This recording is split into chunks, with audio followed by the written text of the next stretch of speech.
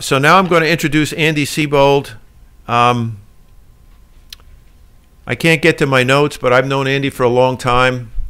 He's almost as old as I am. He's worked for more radio companies than I have. I don't know if that's good or bad, but he worked for RCA, General Electric, Motorola. For those of you that don't know Andy, he writes a number of newsletters. He is the wireless pundit. He is the one that people read, and he is basically counsels all kinds of companies, from cell phone companies to startups, and even FirstNet for a while when they were listening. So Andy is going to precede Professor Ted Rapport. Professor Rapport has written most of the books in wireless that anybody reads today, and he is probably the most prolific author on 5G, and that's exactly what both of these gentlemen are going to talk about, is 5G.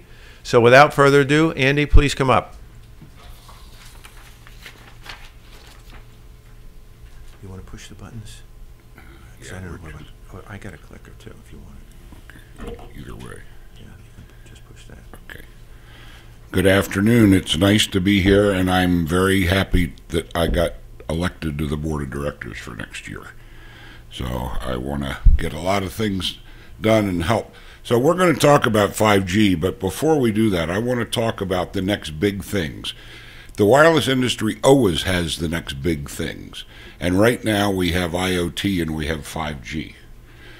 But they're not the next big things. My first IoT customer, and we called it machine to machine, was a company called Artis in 1991. And they already had a system for machines to talk to machines. 5G is not new. T-Mobile has been offloading to Wi-Fi since the early 2000s, which is what 5G is all about. The other thing is, we're at a point where there is a shortage of wireless spectrum, and if you listen to everybody but the NAB, they will agree with you. The NAB does not agree, but that's because nobody's paying the broadcast stations for the 600 megahertz spectrum what they want to get paid for, even though they didn't have to pay for the spectrum in the first place, if that makes sense. Anyhow, so we have a finite resource. We've got a big demand. Everybody's streaming everything. It's getting ridiculous. I live in Phoenix now, and there's no law about video or phones or texting in the cars. So you take your life in your own hands. But I go to restaurants and I watch a dating couple spending all their time tweeting or watching videos or something like that and not talking to each other. I can't figure it out. But the demand is there. It's going to get worse and worse and worse. The spectrum is shared between the FCC and the NTIA, and they're both business as usual while trying to pave the way into the future. And if you read recently that the Republicans in Congress told Tom Wheeler, the chairman of the FCC, to back off on doing anything until the new administration takes over, his answer was to have his meeting with no agenda. So the meeting for this month, there will be no agenda. All right, the projected demand for wireless, there's all kinds of charts. The bottom line is it's a lot of it. So the next big thing is 5G. Well, what is 5G? First of all, there is no definitive definition of 5G. Now, TED probably has one, but 3GPP on their website does not. So here's what has been promised: data rates in tens of megabits per second for tens of thousands of users. Data rates 100 megabits per second for metropolitan areas, 1 gigabit per second simultaneously to many workers on the same office floor. More. Improved coverage, good latency, and this is, by the way, the marketing hype. This is not the technology, this is the hype. So we'll see what happens. There is a timeline on 3GPP. I always try to find a slide that's impossible to read, so I got this one. But this is their timeline for 5G, and it all looks pretty nice, except nobody knows how we're going to get there. There's a lot of issues. 4G logically morphs into 5G, and if you go back to cellular, which was invented by AT&T in the 1948-1949 time frame, and of course it took our federal government till 1971 to approve it. That's speed too, by the way. But the premise is you build two towers 10 miles apart, and then when you need more spectrum and capacity, you add a tower at 5 miles. Then you add a tower at 2.5. Then you add a tower at 1. Then you add a tower at 1/4. So what 5G is all about is driving down the street in a pickup truck with a bunch of Velcro 5G mini sites and throwing them at walls so that they're all over the place. And every place we're going to have, in metro areas I'm talking about, 5G. There's a couple of issues with all of this. You need to have backhaul. So fiber is becoming very important. The other thing, and I'll talk about this in a few minutes, are the frequencies we're going to be using. But an interesting aside here, does anybody know who owns the most unused fiber in the United States? The answer is Google. They've been buying fiber like crazy. So they're going to be an interesting player. They're very involved in the 5G tests and trials. So try to make sense out of it. It's a logical next step in cellular. It began many years ago.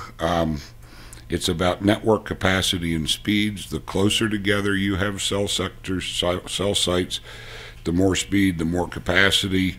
There's no more spectrum, so this is a more efficient use of the spectrum.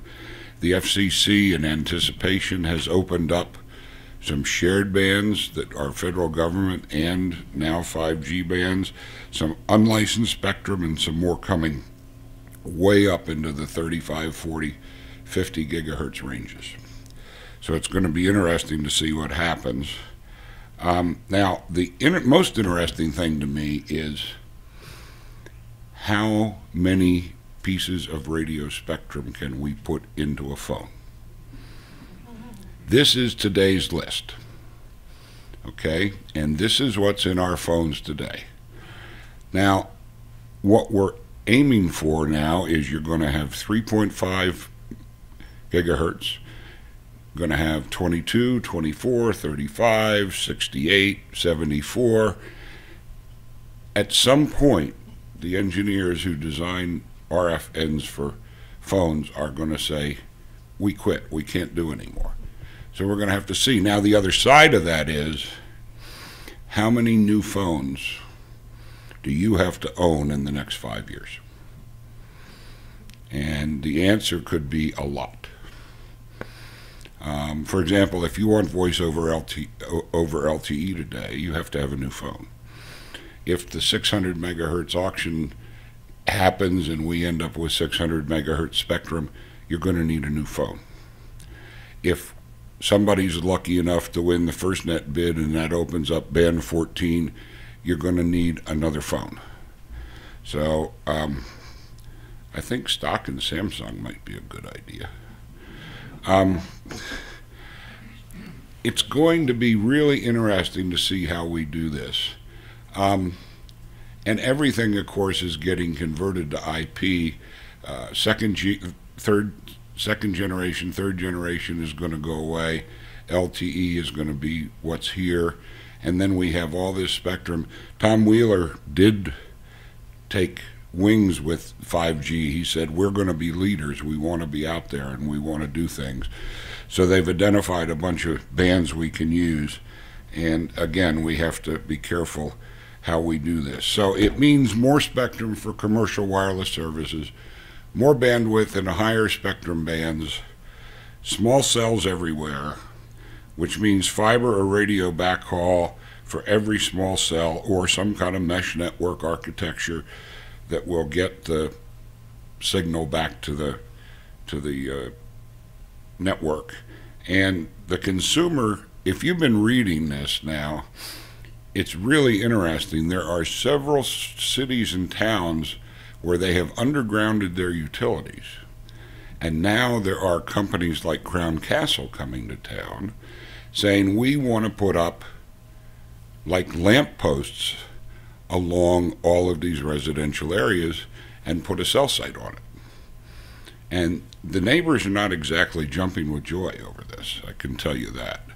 The other thing that's going to happen, and I don't know whether Ted's going to talk about this or not, but one of the things that's really exciting to me is 5G is bringing with it more opportunities for fiber connection to the home. And the reason is that now the fiber will be to the street, and point-to-point high-powered microwave in the 35 gigahertz, 45 gigahertz will make the connection between the fiber in the street and the home. And I was talking to a good friend of mine at AT&T, and he started smiling. He said, you know, we just bought a company that put small dishes on homes. I wonder why we did that. So it's going to be interesting to see what happens. And I got ahead of my slides, obviously. But we have this vision. It's the next big thing. And the real question is, are we going to deliver everything that we use for communications via wireless? And if we are, what does that do to the reliability that we now enjoy? And I keep going back to this. AT&T was incorporated in 1885. It became a monopoly in 1889. It proceeded to build a nationwide and then worldwide telephone network. It included redundancy, handsets powered by the central office, multiple routes for calls. It was not forced to spend time, energy, or money to do that, but it did it. And now it's all going away. Copper goes away, and it becomes IP, and everybody knows how easy IP is. Sorry. So the real question is, where are we with reliability going forward? 5G, I think, will help that because there will be enough cells that if there's a failure, we can handle it. But it's coming no matter what. We don't have any choice. There are those who believe that 5G will end all of our shortage problems for spectrum. That's not true. How many of you bought a terabyte drive and now it's full? You use what's available, so we'll see what happens. But it's the next big thing. Others are going to ask, will it be reliable as my wired phone is today? It remains to be seen.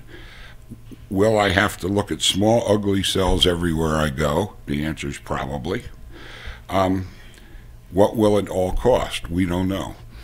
This is not a simple build a $250,000 cellular tower that covers 20 miles.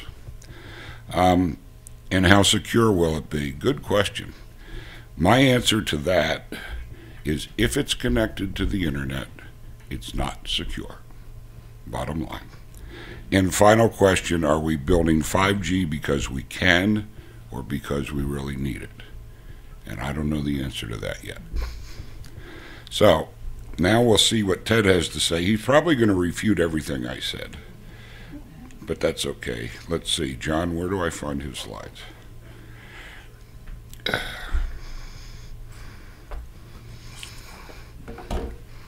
up Ted's slides here. Are you going to need your slides again? I don't think so.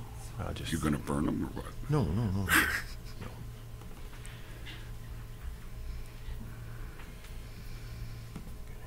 Okay.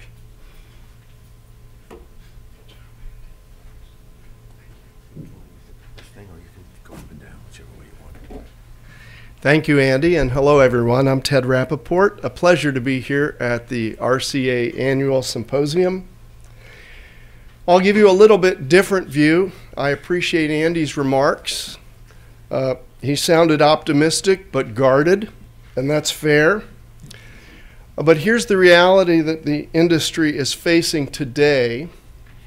why everyone's hoping that 5G works is because the carriers are seeing 50% annual growth rate of data consumption, and they've been seeing it since 2013. You look at over-the-top services like Netflix and YouTube and all the video, 50% growth rates predicted for the next 10 years. And that's doubling in under 2 years the consumption per user.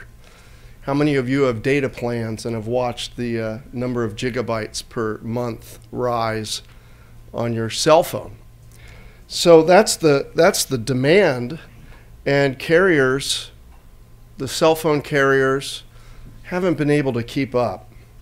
So when you look at the generations of cellular from first generation amps, analog, and a lot of RCA members helped make analog amp cellular systems successful, and even digital second generation with GSM and the advent of CDMA, and then third generation. You look at the data rates to today's 4G LTE, and LTE systems today are able to do about 100 megabits per second in the urban core where there's investments. And over the next 2 years, there's a roadmap in the industry to get that up to 1 gigabits per second through LTE Advanced. Now think about what's happened in 4 generations, 40 years of the cell phone. We've gone from 30 kilohertz analog FM to 20 megahertz RF channels in 4G LTE. And those 20 megahertz channels can be concatenated, maybe to get to 80 megahertz of bandwidth to each cell phone, which will allow these up to 0.5 to 1 gigabit per second data streams in 2 to 3 years. But at 50% growth rate per year, that's not enough to keep up with the demand of the future cellular population. So 5G has been an exciting area of work for all the carriers, all the manufacturers, and in academia. And I'm very pleased to say that our work at NYU really led the world to 5G and to the promise of millimeter wave, which is the only way you can get RF bandwidths up from today's 20 megahertz to the bandwidths that were proposed in July by the FCC at millimeter wave frequencies, bandwidths of 200 megahertz to 500 megahertz.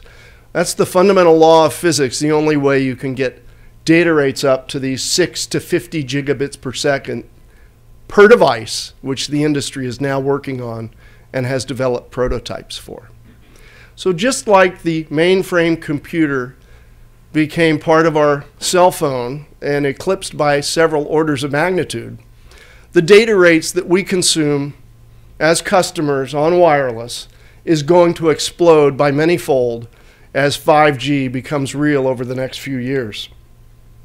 When you think about wireless communications and you look at the dividend of Moore's law in the development of memory size, computer clock speed over the last 40 years, if you go across each row from 1976 to today, in 40 years you see there's been 5,000 to 2 million times increase in the memory size. Andy mentioned terabyte hard disks. PC clock speeds, 2 gigahertz clock speeds now, when in 76 it was a megahertz.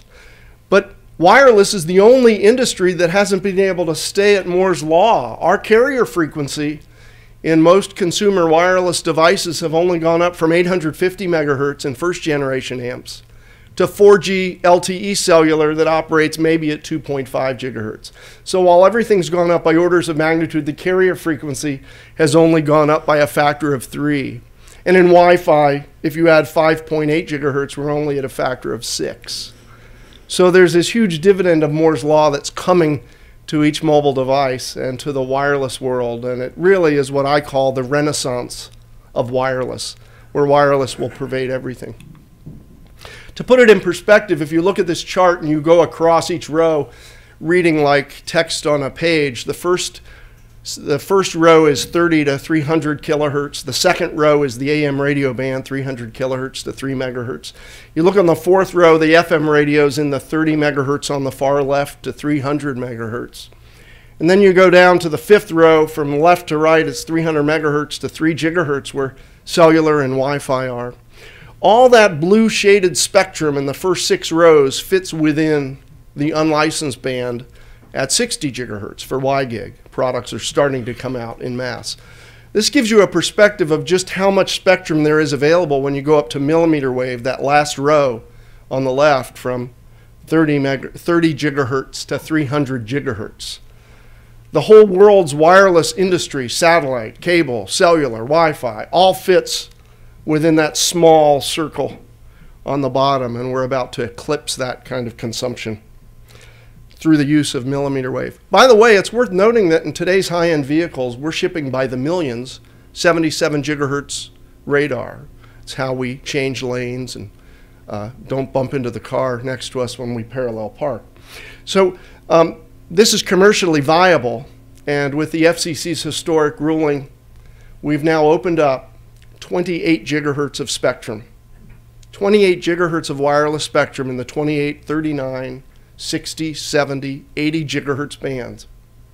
Historic.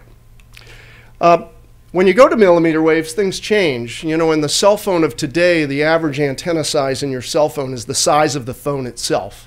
It's about a quarter of a wavelength. It's cellular. It's the size of your antenna. When you go to millimeter wave, the antennas become the size of your fingernail and even the size of a human freckle when you put it on dielectric. This is an antenna we made 8 years ago in our lab. It has 16 antenna elements for a phased array at 60 gigahertz, fits on your finger. And there's a lot of misconceptions about millimeter wave, which we at NYU have been working to help the industry understand. The bottom line of this chart is that except for rain, rain is the Achilles heel of millimeter wave. Fog, rain, hail. Except for rain, there is no fundamental difference in the propagation of millimeter waves compared to today's cellular. People think it's so much lossy, there'll be less distance. That's completely false. That's only if you shrink the antenna when you go up in frequency. If you keep the physical size of the antenna the same, our research has shown there's virtually no difference at millimeter waves compared to today's cellular, something the industry still doesn't understand. And what's amazing is that millimeter waves are very reflective. It bounces off people, off buildings, off streets. You actually get great propagation, remarkably better than anyone ever thought. And we proved that to the world a few years ago. Now, there is this problem of oxygen absorption. The oxygen molecule at 60 gigahertz happens to resonate and create about 20 decibels per kilometer loss in the oxygen. You can see that here.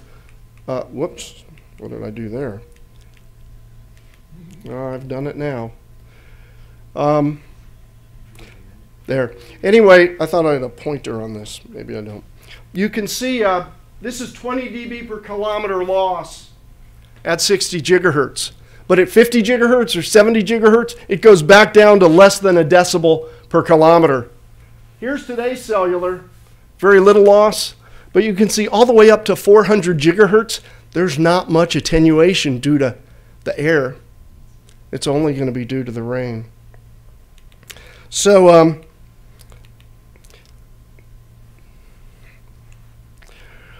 this shows you the impact of rain. And it's important to understand rain because it's the raindrop size that interferes with the wavelength of the radiating signal. And you can see by this chart that once you get up to about 100 gigahertz, there's no more loss due to the rain than what you had at 100 gigahertz. But at 2 inches per hour, you lose 10 dB per kilometer at 70 gigahertz. You lose 6 dB per kilometer at 28 gigahertz. So how do you make up for this huge rain attenuation? Answer, build bigger antennas. So base stations of the future will have many, many more elements that can be adjusted to adjust for the weather. And so you'll see very highly directional phased arrays become part of the future base station. Well, this is where it all started, the idea of 5G at millimeter waves, and we're very gratified that the FCC listened to us. Chairman Wheeler and the leaders at FCC followed our work. We measured in 2012 the world's first measurements in Manhattan, where we deployed a channel sounder. We had to build it ourselves because you couldn't buy one, with an 800 megahertz RF bandwidth. at carriers of 28 gigahertz and 73 gigahertz.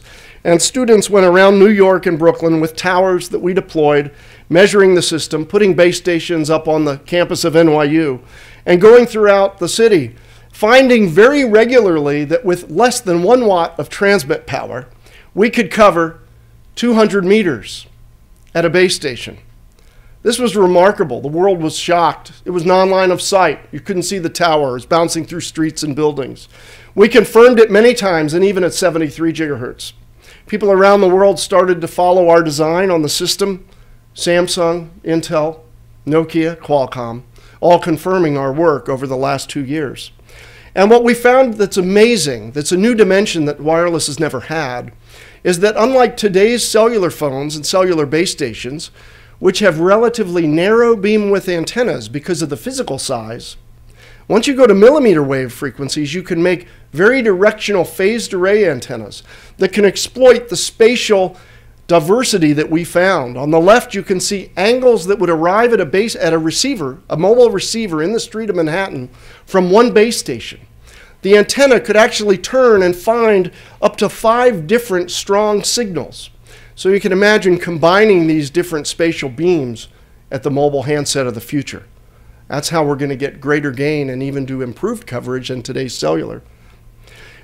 We took all these measurements and made the world's first open source simulator available earlier this year. It's being used now by over 5,000 engineers and students around the world who are working on the 5G standards that Andy talked about. Basically taking all these measurement results and putting it in a computer simulator so you don't have to do the back-breaking work and build the expensive hardware. But what's amazing is we found that the industry, and Andy mentioned 3GPP, that's the cellular industry standard that standardizes all the technology in the cell phone industry. 3GPP is first trying to develop channel models so that everyone can work on their intellectual property to come up with what the air interface standard will be. But what we found working with these companies and the ITU is that there's really not a strong understanding of the physics of propagation and channel modeling.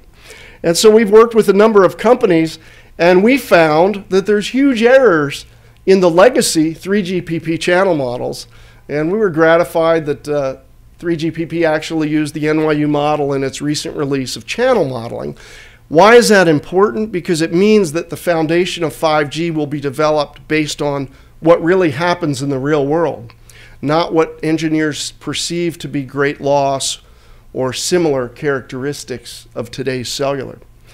I'll skip all the math, but the bottom line is we proposed a simpler model and found out that it had the same fit as what's in the legacy 3GPP standard. And this graph is really worth understanding for millimeter wave communication. It shows that if you have n equal 2 free space, path loss exponent, and 10 watts of power, and 2 relatively small 15 decibel gain antennas, which is easily doable in a cell phone, with just 10 watts of power, you can go several tens of kilometers at 28 gigahertz. Several tens of kilometers. You can use this broadband millimeter wave spectrum for backhaul. Now when it rains, that's a different story. But if you have selectable gain or power control to overcome the rain, you now have this whole new way to do wireless fiber that's now available in the US. I'll skip all this math. You know, we're professors. Professors do math, but it's like the Geico commercial. I'm a professor. That's what we do. But this shows that there are some errors, 10 to 15 dB errors going out to a few kilometers in the existing models that underpredict the coverage of millimeter waves. So we're helping the world understand that. I wanted to quickly give you a slideshow of how this field is evolving. These are measurements we made this summer, the world's first rural macro cell from my porch in Virginia. The students came down to Virginia and we measured out in a rural environment. The antenna's up on our house. We have about 110 meter drop off, good ground slope. And we went out and we set a record for measurements. The cellular industry is still trying to understand it. The students measured with directional antennas and were able to get beyond 10 kilometers. 10 kilometers, even non-line of sight, at 73 gigahertz. That's an amazing distance with less than 1 watt of power. This is the equipment we used. You can see trees are blocking. Sometimes we had rolling hills, creating a non-line of sight scenario. The house is up there on the left. The students went around, and in 2 days, we found a remarkable 80% coverage. And the bottom line is we were able to come up with a new path loss model so that engineers can predict the capacity. By the way, the capacity of these 5G systems we showed can get up to several gigabits per second using relatively modest 8x8 element base station antennas and relatively small 4x4 element antennas in a cell phone. Samsung has already demonstrated a 32 element 28 gigahertz phased array antenna on the edge of the circuit board in their cell phone. So people are working on this.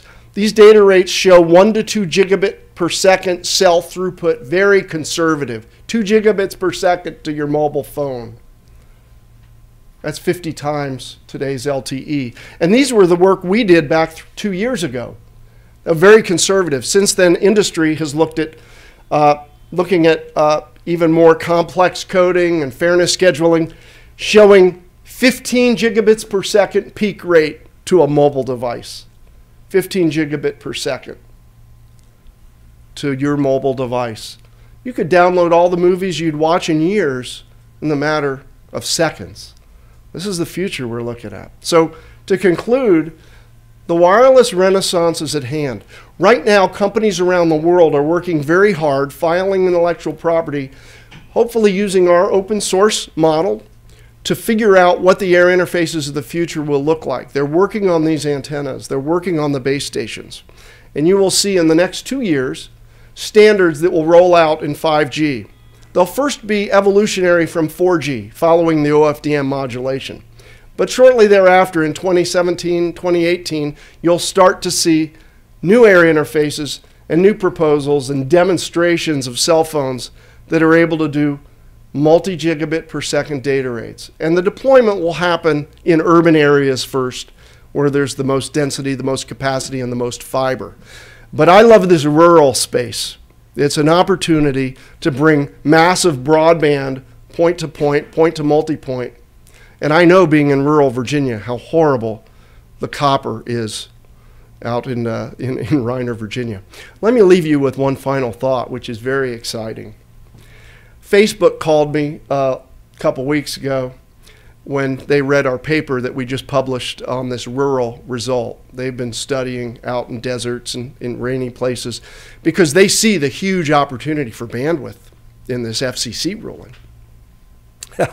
I thought that's interesting. I know Facebook and Google are interested in this. They're kind of the non-incumbent, and if they can get free spectrum like the FCC is proposing with a shared vision, FCC's proposed shared spectrum rules for 70 and 80 gigahertz, where you have 10 gigahertz of spectrum.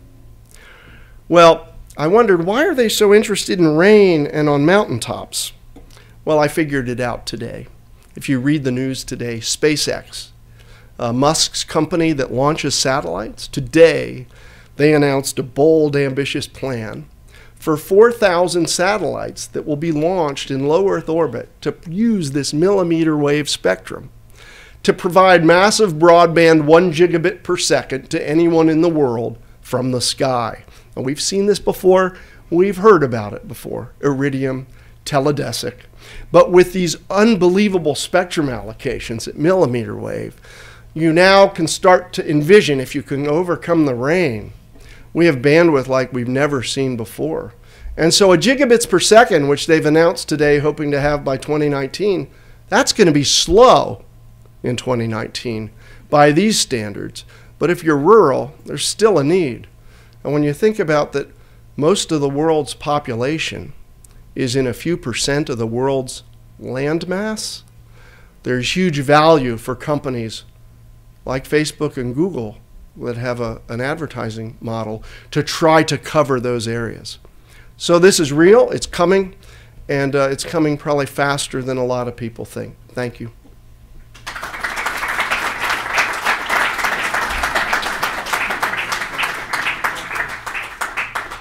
Ted, I got a question. Sure.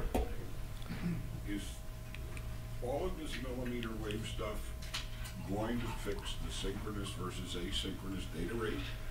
Synchronous versus asynchronous data rate. They'll have to be heartbeats for maintaining synchronization. In fact, when you look at the antennas that'll be used, you have to quickly switch off beams and figure out diversity base stations, because one thing I didn't mention is the cells are going to come a lot closer in, because when you have wider bandwidth, you have less power. So you're going to have to bring the cells in. You're going to see a small cell architecture come to the cities.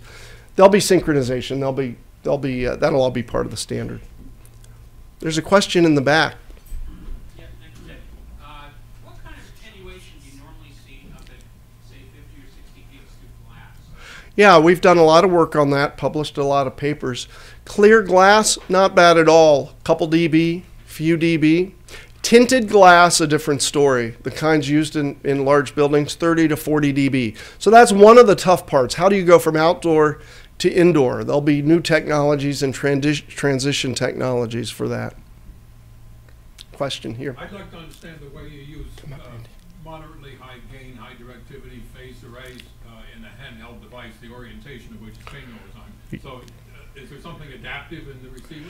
Yeah, absolutely. You'll have to account for that. You'll have to sense where the hand is, where the body is, and that's a challenge. People are addressing it. But if you have enough number of elements, you can turn certain elements off on the handset if you're touching it and use others. And you can form beams if you have enough of these antenna elements. That's a big engineering challenge. How do you make low power, low cost, high efficiency switching and combining techniques? People are looking at hybrid antennas, digital beamforming combined with multiple analog combinations of antenna elements before the digital beamforming's done. Fun problems, yeah. What is the gain of a phased array? Well, gain of a phased array depends on a number of things. The number of antenna elements used, the amount of gain of each individual antenna element used. It's widely variable. But typically a good rule of thumb is if you take the log of the number of elements, log 10 number of elements, that's going to be roughly the gain. So 10 elements is about 10 dB, 100 elements is about 20 dB. That's a good rule of thumb. You can increase that. So you can see base stations, they're talking about 1,024 phased array elements at base stations. So you're looking at 30 to 40 dB gain at the base station, able to form individual beams to the users. And in the mobile unit, you're looking at probably 15 to 20 dB of gain. Hey, Ted, Yeah. did you ever deploy a law of diminishing return for the number of elements where you're adding more? Yeah, no, that's a great question. Law of diminishing returns with the number of elements. That's tricky because you have power loss every time you do this antenna combining, and that's what people are looking at right now. The materials, the techniques, the processing. How can you do it without paying a lot of power in heat, right? You want to really reduce heat and get the energy out to the antennas. Big research challenge, but people are working on it right now. And they've done this before in the satellite industry with satellite phased arrays and so on, and military. And there's a friend of mine at San Diego, Gabriel Rabiz, he's a pioneer in this, and he's done the phased arrays that are used in the Boeing airplane systems. Very, very doable. Takes some engineering talent. You and I can't do it off the street, but it's doable. Hey, Ted, another question. You mentioned about... You need to ask Andy a question. Come on here. Come on in here, Andy. I don't have anything Come on to in say. here, Andy. I don't know all these formulas. You might not, but you know the notion. What happens, we talked about millimeter wave and the impact about rain and outages and stuff like that. One of the biggest problems for antenna designers over time, if they really look at it, is the impedance characteristic change over time, temperature, environmental considerations. You know, how do you keep that all going? Do you have like a dynamic change in there? Well, listen, it's a great question. He's asking, how do you adjust for all the dynamics of things that change? How does electronics work? You would be amazed. When you think, Andy mentioned how many different bands are in today's cell phone. If you look at a chip that's made by Qualcomm or Broadcom or Intel, it would blow your mind at the amazing amount of feedback, digital feedback, self-monitoring, self-adaptivity that makes every single chip work. Totally blow your mind on how chips are basically controlled to adjust to temperature, to people doing things, dropping your phone. It's incredible. That's all part of the design of today's modern integrated circuits that go into a consumer electronics. Yes. Here's one for Andy. It has to do with the auction of the spectrum. Something interesting happened in the 700 megahertz chunk of the spectrum that Verizon uses for their 4G network, where Google got involved as one of the bidders, and in so doing, we're able to force certain rules into place regarding open use of devices and apps that were employed and things of that nature, which Verizon ended up being saddled with when they won the auction. Is there any effort to do something similar in the 500 megahertz? In the 600 megahertz. All right. The only thing I can tell you for sure is that Google is not a bidder and has given up on everything except millimeter wave and their crazy balloons. And by the way, teledesic, here we go again, right? Yeah. Yeah. Another point that I just heard about Facebook launching these low-flying planes. I guess maybe is that their low Earth orbit solution, or is that just another approach? If you look, a number of companies, not just Facebook, but Google. I mean, Facebook has a wonderful, if you Google Facebook millimeter wave, they've really, it's really cool. I think it's really neat. I want to know if we're doing it to solve a problem or if we're doing it because we can and then we look for the problem to solve. And I think a lot of this aerial stuff may be about we're doing it because we can and let's figure out if we can make it work. And it may be trying to understand the atmospherics to see if satellite is viable under all kinds of weather conditions, because UAVs are a good surrogate for low Earth orbits. You can back out the math because it's pretty much free space above the troposphere. Have we tested frequencies to find out what the ideal frequency is for pushing the most bandwidth through? I know the FCC has given you bands to use, but could you in fact find that higher frequencies than currently are allocated would be better for what you want to do? That's a great question about what are the right frequencies to use. Here's what's pretty amazing when you think about it, and I come back to this chart. The radio spectrum from 1 gigahertz to 10 gigahertz is only an order of magnitude. The radio spectrum from 10 gigahertz to 100 gigahertz is only an order of magnitude. An order of magnitude isn't much when you think about ham radio, 2 megahertz to 20 megahertz. Right? So an order of magnitude in the realm of physics is not a very big frequency jump at all. So except for that atmospheric absorption, these resonances that happen at 60 gigahertz and 183 gigahertz and 325 gigahertz, and I especially love this. I love this bubble at 380 gigahertz. Now I know that sounds like a really high frequency, but semiconductors can do that now. And here's what's amazing about that bubble at 380 gigahertz. You have attenuations when you consider a real-world antenna of about 100 dB per kilometer. Let me back that out for you. That's like you're losing 10 orders of magnitude in a kilometer or 7 orders of magnitude in a meter. 7 orders of magnitude power loss in 1 meter. And by the way, that's 4 orders of magnitude loss in 1 millimeter. So 10 watts goes down to a milliwatt in a millimeter. Those frequencies could eventually replace electronic wiring and interconnects in chips themselves, because you won't hear them a few feet, or I call it whisper radio. So there's an example of a frequency band that you wouldn't use for long distance communication because you lose 10 orders of magnitude of power in 1 kilometer. But you could use it for body awareness, things connected within a chip, within a chassis. And then other frequencies where the green bubbles are, they're pretty much all the same. So there's not any one magic frequency not to use for mobile. It's where you want to avoid because it won't propagate due to the air. Other than the air in the blue bubbles, there's not a whole lot of difference in which band you choose. And 1 order of magnitude, 10 to 100 gigahertz, turns out the reflectivity of buildings and the attenuation isn't tremendously great. The one thing you'll lose going up to these millimeter wave frequencies is diffraction. You can't creep around the walls or get into the elevator